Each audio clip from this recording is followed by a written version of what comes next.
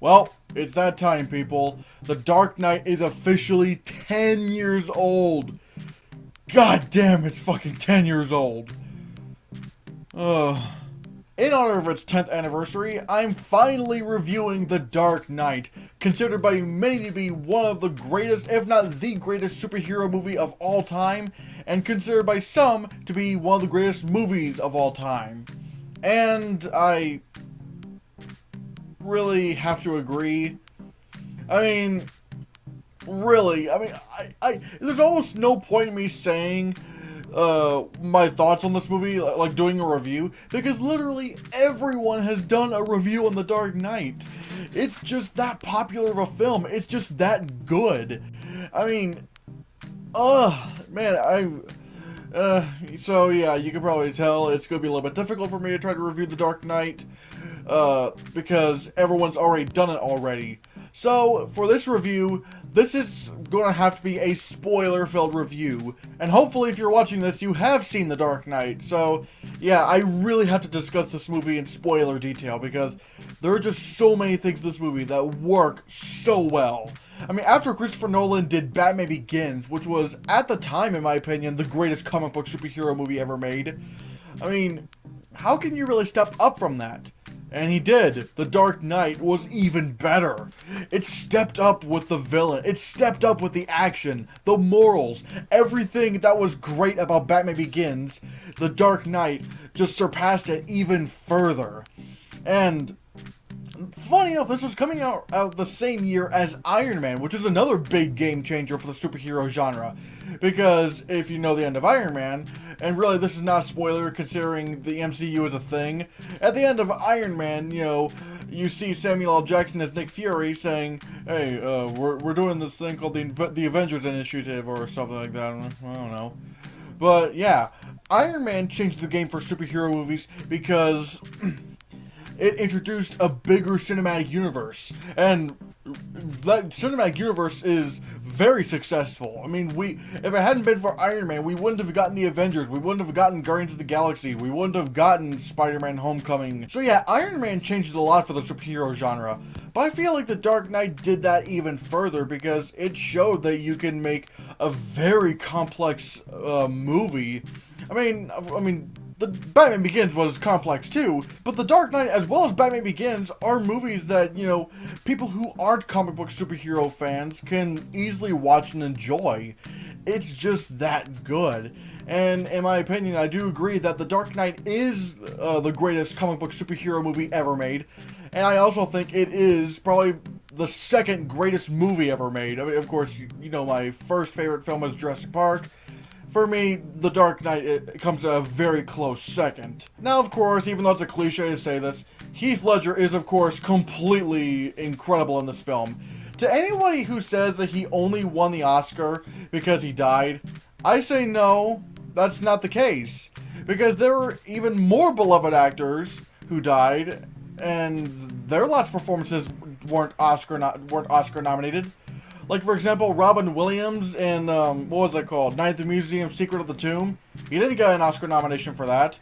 Carrie Fisher in Star Wars The Last Jedi. She didn't get an Oscar nomination for that. And clearly, those two actors were even more celebrated than Heath Ledger. So, no, Heath Ledger didn't win an Oscar because of the fact that he died. He won an Oscar because he was just that damn scary as the Joker. And the Joker might be top 2 or maybe even my number 1 favorite movie character of all time.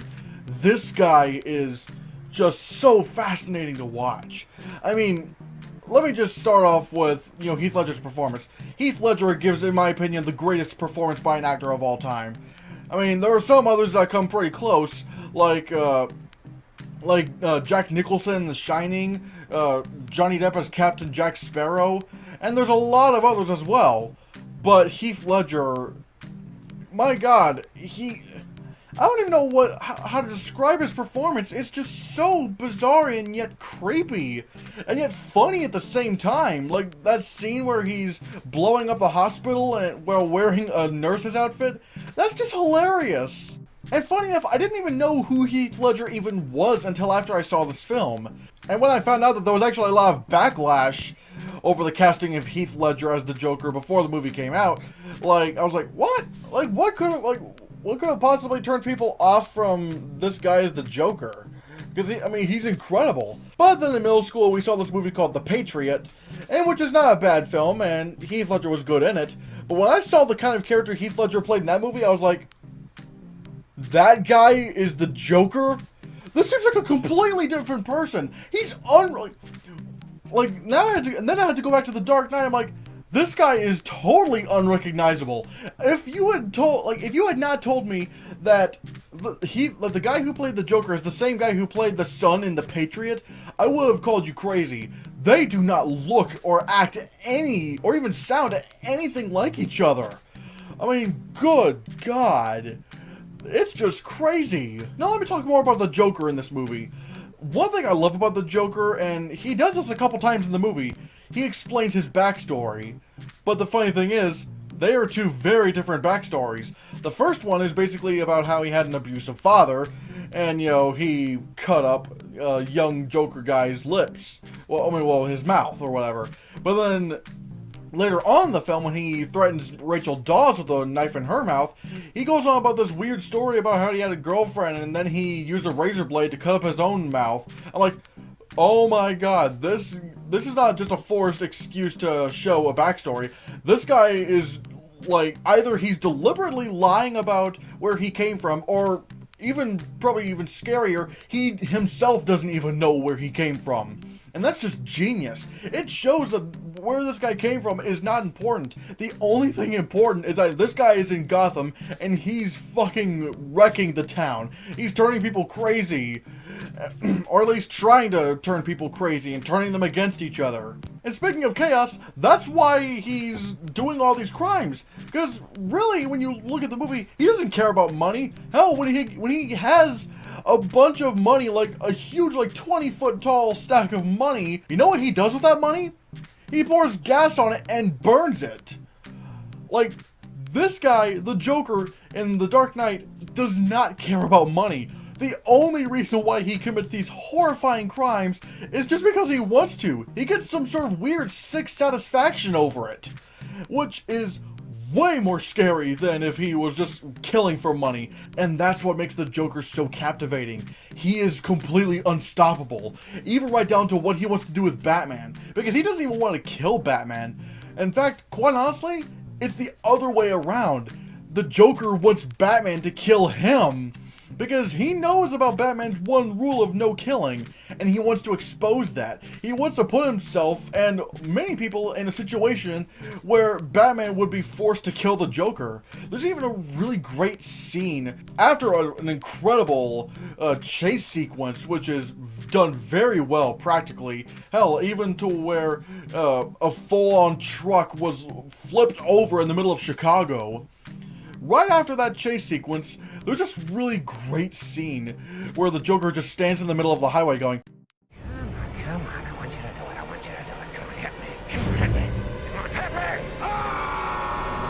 Hit me!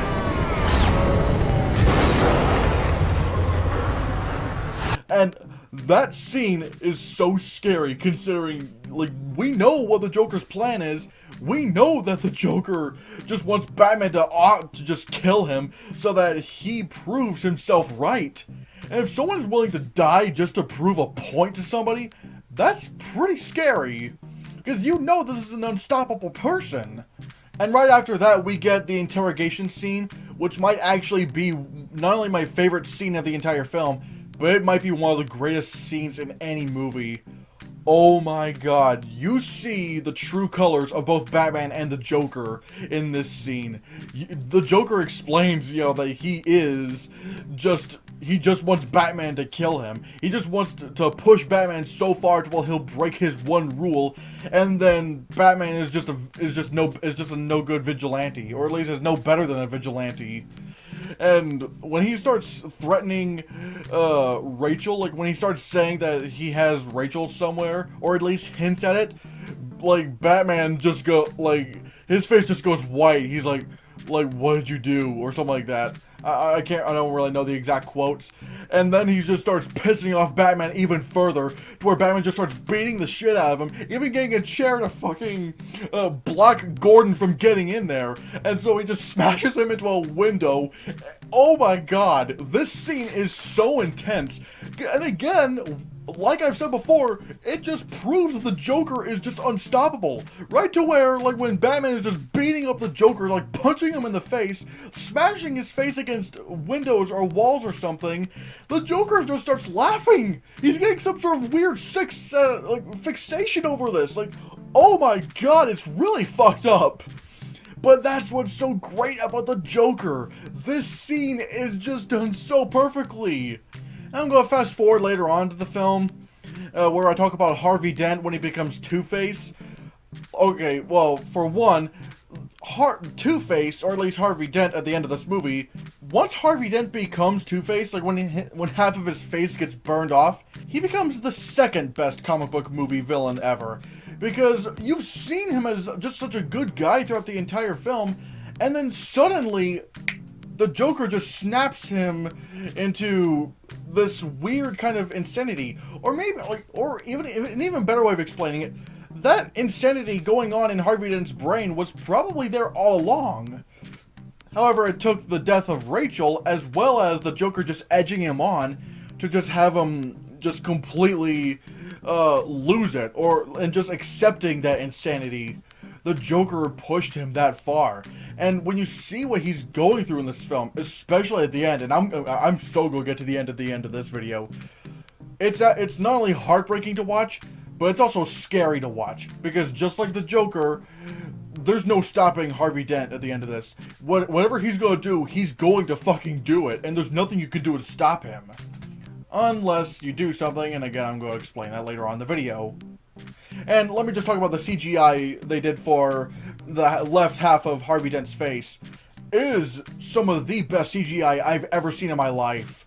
Like, I usually say with most movies, you can tell, even with some of the best CGI, and I'm not saying this is a flaw against those CGI effects. No, as long as I have the philosophy that as long as a CGI effect is good enough for me to, buy into it in that world, it's fine. But, I do know that the CGI in Gravity is CGI. And I do know that the CGI in The Jungle Book is CGI, for the most part. Jurassic Park, same thing. Again, I'm not counting that as flaws against those movies, because it's good enough for me to overlook. But I can still tell I'm looking at CGI. But with the left half of Harvey Dent's face in The Dark Knight, I legitimately forget that that's an effect. Like, it looks so realistic. And in all honesty, I feel like The Dark Knight should have won Best Visual Effects in the Oscars that year instead of Benjamin Button. Because even though Benjamin Button might have been a little bit revolutionary, when you look back on it, the CGI effects in The Curious Case of Benjamin Button, they don't really hold up that well. Like, once again, you can tell it's a computerized effect. And at times, it's not even good enough to really overlook. The CGI with the half face in The Dark Knight, it's legitimately incredible. It's legitimately invisible. I really do end up forgetting that's a CGI effect, and kudos to the people behind that, because that is not only is it kind of gross to look at, but like I said, it's so good that it's invisible. It's an invisible visual effect. But now, let me step away from Two-Face and let me talk about the scene with the ships. This has an incredible moral dilemma in it, because if you don't know, this scene, what the Joker does is that there's a bunch of citizens of Gotham City on one boat and a bunch of prisoners on the other. Because I'm guessing the Joker was threatening that part of the city, trying to blow it up or whatever. But turns out, both boats are rigged with explosives, and each boat has a detonator that will blow up the other boat if they just pull out this key or whatever, or turn the key, I don't know. And this creates a lot of moral dilemmas. Like, of course, everybody on each boat is saying, "No, come on, kill the other boat, kill it." And they're both, it's creating a lot of hostility. And I will say there's also police officers in charge of both boats. And so, even they don't really know what to do. And then one man from the citizens boat steps up and says, "No one wants to get their hands dirty? Fine, I'll do it. Those criminals on that boat, they made their choices, and they chose to murder and steal.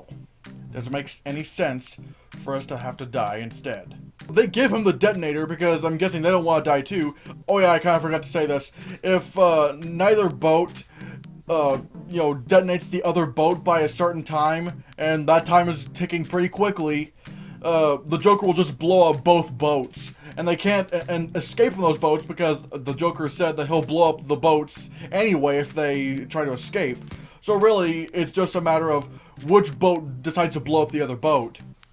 And so, once that guy from the citizens boat steps up, like, they give him the detonator to the other boat, and he starts processing what he's about to do, and then he just cowers out and just puts it back. And then it just sits down in shame. And then on the prisoner side of the boat, there's this one really big prisoner who keeps saying, "Give it to me. These men will kill you and take it anyway. Give it to me, and I'll do what you should have did 10 minutes ago." But here's the interesting thing. When they give him the bomb, or the detonator to the bomb on the other boat, he doesn't even think twice. He throws it out of the window of the boat into the water. Now, that creates a really interesting situation. Who was really the one with better morals? Because the guy on the citizens boat, the supposed good guy, he was going to blow up that boat. He was going to do it and had every intention of doing it. But he just cowered out at the last moment, not even bothering to finish what he started. But the prisoner on the prisoner's boat, he was, like, from the beginning, he wasn't going to detonate that boat. He knew that, if he detonated the other boat, I mean, what would be the point? What would be the gratification from that? He's gonna rot in jail for the rest of his life anyway, so what's the point? I mean, he might as well die and let them live so they can have happy lives. And I just love that scene. It's just so good. And of course, both boats, don't blow up because Batman gets a hold of the Joker and whatnot. But anyways, after the Joker is defeated, we get to the greatest, one of the greatest endings to any movie. And it starts when Jim Gordon goes into the place where his family is being held hostage by Dent, right up to the credits. And it just shows how far these characters have come. Especially Harvey Dent, because he started off as such a good guy. But then the Joker just flipped his mind around, and now he's been broken. The White Knight of Gotham has been broken. And here he is, flipping a coin to decide whether or not Gordon's child gets shot in the head or not. Oh my god, everything about that scene, the tension, the acting. Hell, Gary Oldman, barely anybody talks about Gary Oldman in this series. Gary Oldman is fucking fantastic in these films, especially in this scene in The Dark Knight. He's just so good. I'm so glad he won an Oscar this year. But anyway, I digress. The music is just swelling up. The intensity is just building to the point to where Harvey Dent just says this final fuck you thing that just really makes you want to punch him in the face. Harvey, you're right. Rachel's death was my fault. Please don't punish the boy. Please punish me. I'm about to. Tell your boy it's gonna be all right, Gordon. Lie. Like I lied. Oh my god, that scene is so really chilling to think about. Not just the fact that, he's just killing a kid, but he's killing the kid the kid wasn't even responsible for this whole thing. And technically neither was Gordon. It was just, it was the Joker this whole time, but the Joker, like I said, messed with Dent's mind. And just, oh my god. And obviously, as you've seen in the movie, Batman pushes Dent off of this 3 or 4 story building. Dent's fucking dead, and, Batman was able to rescue Gordon's kid. And after a few minutes, Gordon's like, what are we gonna do about the people that Harvey has killed? you can't sweep this all up. Like, people are gonna lose hope. And then Batman just does the most awesome thing that his character could have done at the end of this movie. He says, I mean, I'm not saying this, word for word, but basically he says, blame the deaths on me. Put them all on me, and I'll just, let me be the bad guy. We cannot let anybody find out that Dent was the one who killed these people. Now, some people have a problem with this, saying, wait, why would you do that? Like, that's stupid.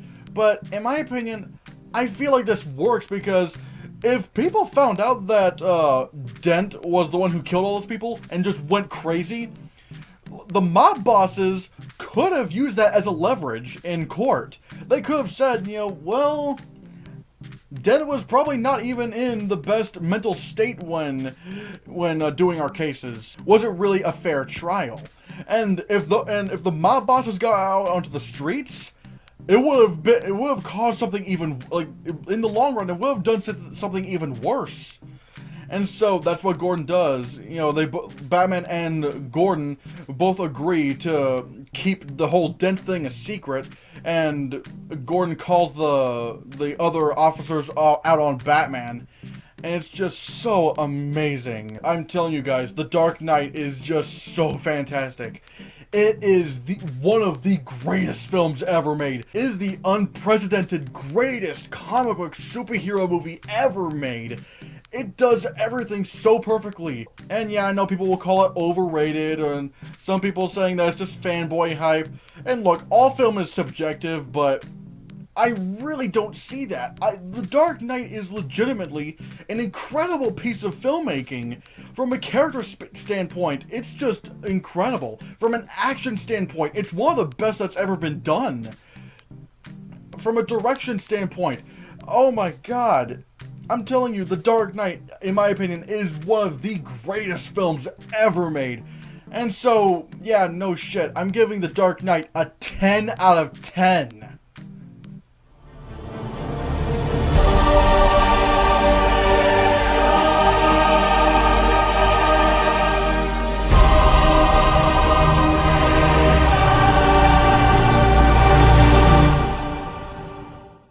Stay tuned for my next review, which is going to be for The Dark Knight Rises. I really cannot wait to review that movie. I'm going to have to work really hard at that, though, because, yeah, there's a lot of things I want to try to defend. But in any case, yeah, you've seen The Dark Knight, whatever. Yeah, of course you have. My question is, what are your thoughts on The Dark Knight? Let me know down below in the comments what you think. Thanks so much for watching. Give this video a like, share the videos so we can get the channel circulated, and don't forget, guys, to support my short horror film campaign, Nosferatu. We're at $65 already, and we're just hoping we can get this done. I really want to try to do this. I'm so excited to do this. I'm hopefully going to be directing that later this month. And so, yeah. And if you want to see more, click this.